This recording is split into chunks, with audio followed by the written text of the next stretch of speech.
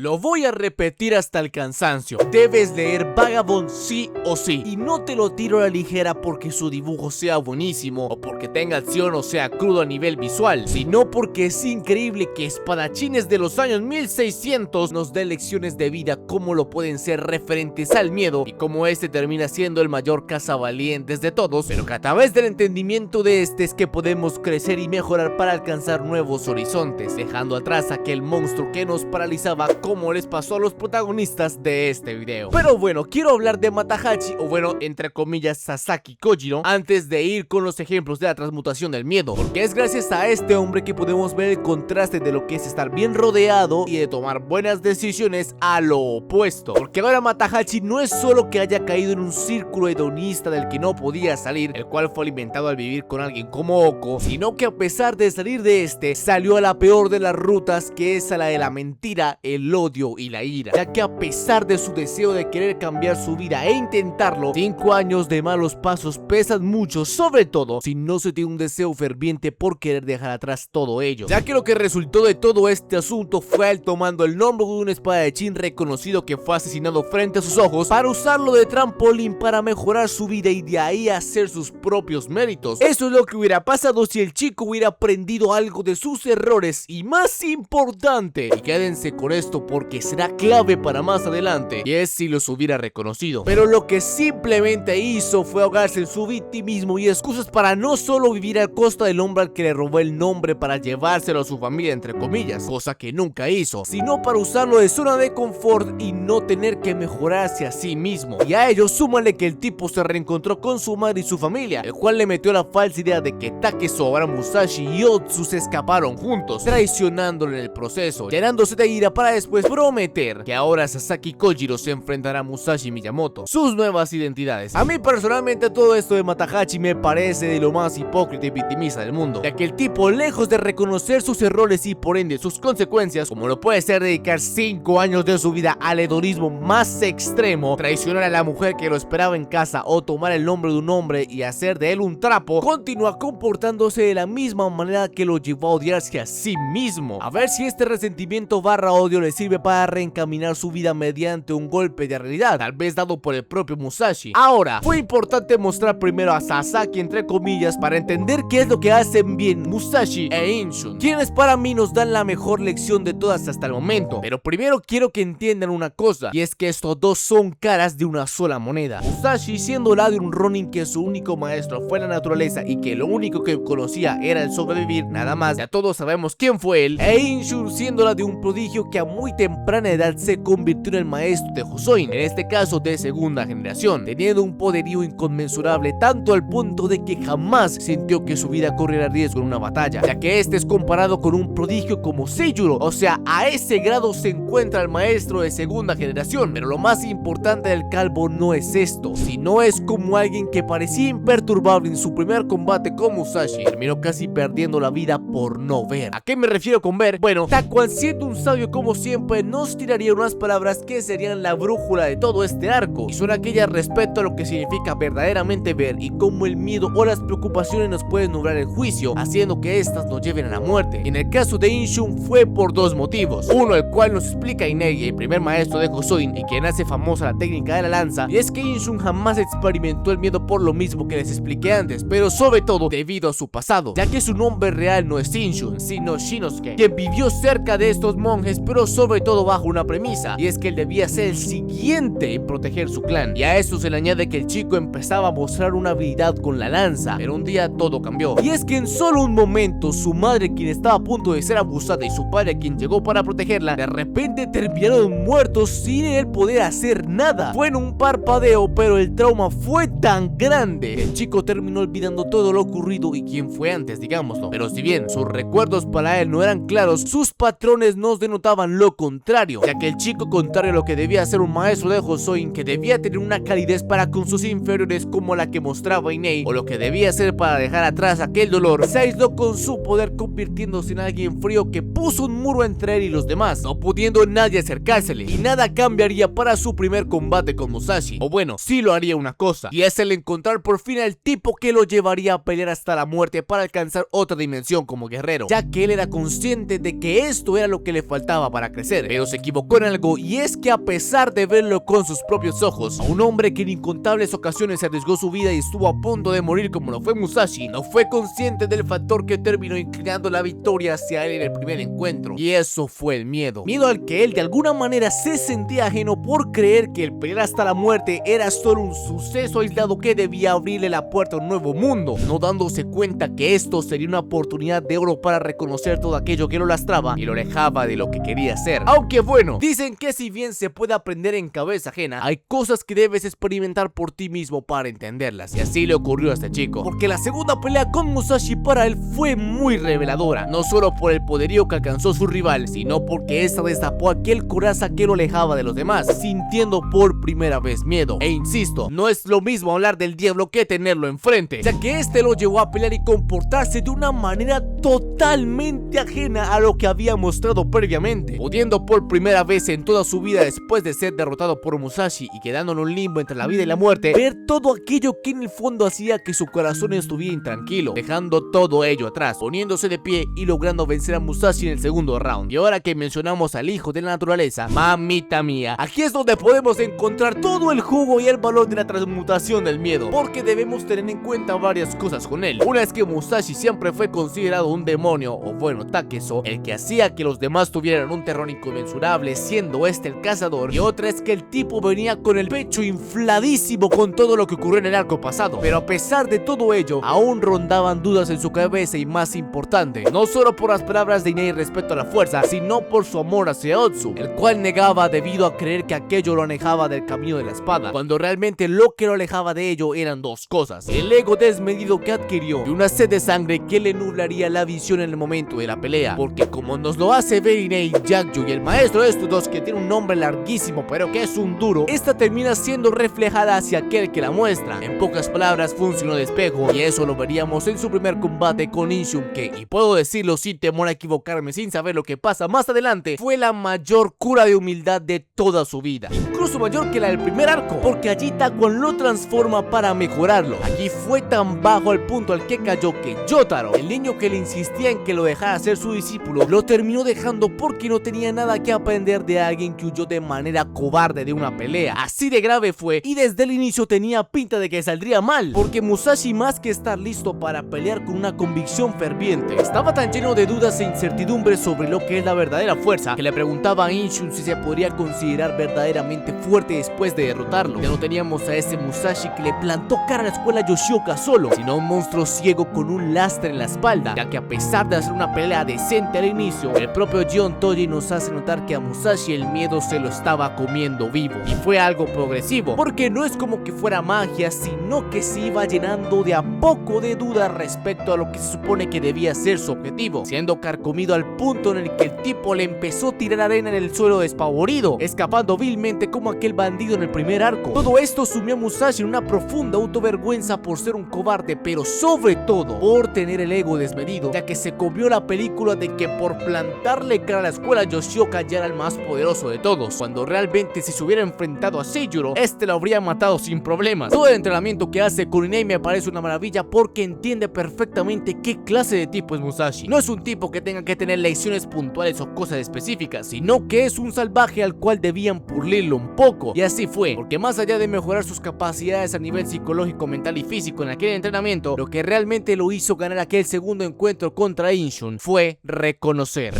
que no era tan grande como él creía, reconocer que ama a Otsu con todo su corazón y que rezaría por ella, pero sobre todo reconociendo y entendiendo que no debe preocuparse porque él no es nada, y si su destino era morir ese día, así lo aceptaría, alegrándose de mantenerse vivo un día más después de quedarse dormido. Y así llegaría a la pelea, donde fue tan grande el cambio que pasaron dos cosas. Una es que Musashi sentía una paz inconmensurable a pesar de estar a punto de pelear a muerte contra un tipo que ya lo venció, y que esto es representado con él perdiéndose entre la naturaleza a los ojos de Inshun, siendo él ahora el espejo que reflejaba el maestro de segunda generación. Fue esta aceptación de la muerte la que le permitió a Musashi pelear con una espada verdadera y con un corazón calmado, ya que a diferencia de todos los encuentros de su vida donde o no consideraba la muerte como una opción o directamente le estaba respirando en la nuca, si su destino era morir aquí, estaría en paz con con ello. Aunque bueno, a pesar de toda esta progresión para el hijo de la naturaleza, aún falta camino por recorrer, porque después volvió a ser aquel monstruo sediento de sangre, rematando en el piso a Inshun y posteriormente siendo derrotado, terminando todo en un empate. Algo que también tengo para añadir es como Musashi está peleando constantemente con el recuerdo de su padre, tanto antes, en el momento y después del cambio. Espero que no tarden en ampliar este lore porque puede ser clave para darle mucha más profundidad a un personaje que para mí es una maravilla narrativa. Quiero cerrar hablando del gran papel de Inei en este arco, ya que este termina siendo quien guía a Musashi con estas nuevas lecciones a convertirse en alguien verdaderamente fuerte, también mostrándonos sus miedos y arrepentimientos como maestros referentes a Inshun, y cómo la aparición de Musashi no solo le cambió la vida a su discípulo, sino también a él. Es un viejo sabio en toda regla que tiró muchísimas lecciones valiosas, un grande. También Jack Juyotsu termina alimentando el lore de Musashi con las lecciones y el relato de su propia vida. Al parecer el siguiente objetivo de Musashi es visitar a este viejo sabio, que al igual que con Inei, no dudo en que aprenderá muchas lecciones valiosas como lo hizo aquí. Pero en fin, ya hablé yo, por eso quiero leerlos a ustedes. ¿Leerán Vagabond después de todas las maravillas que les acabo de soltar? ¿Es el mejor arco hasta el momento? Ya saben que me estaré metiendo al barro a charlar con ustedes, como siempre bajo el respeto. Para un contacto más serio conmigo me pueden seguir en Twitter y también en TikTok, donde se sube contenido corto exclusivo para que me tengan más cerca de ustedes. Además les sirve para saber cuándo subo video. Eso sí, gracias a los que vienen de TikTok o van para allá, estamos creciendo bastante en ambos lados. A la gente que me sigue, gracias por bancarlo, aprecio mucho. A los que me acaban de conocer, los invito a que le piquen el botón rojo y a su campanita para unirse a esta comunidad. Créanme, no se arrepentirán. Como ya saben, por el momento está inactiva la función de miembros, pero si lo están viendo en el futuro, probablemente está disponible dicha función, la cual después de suscribirse encontrarán al lado con un botón que dice unirse o join. Es una forma no solo de apoyar más al canal, sino de tener más incidencia en las decisiones que se toman aquí. Además, prometo pulir más esta membresía para que valga cada vez más la pena la inversión que harán en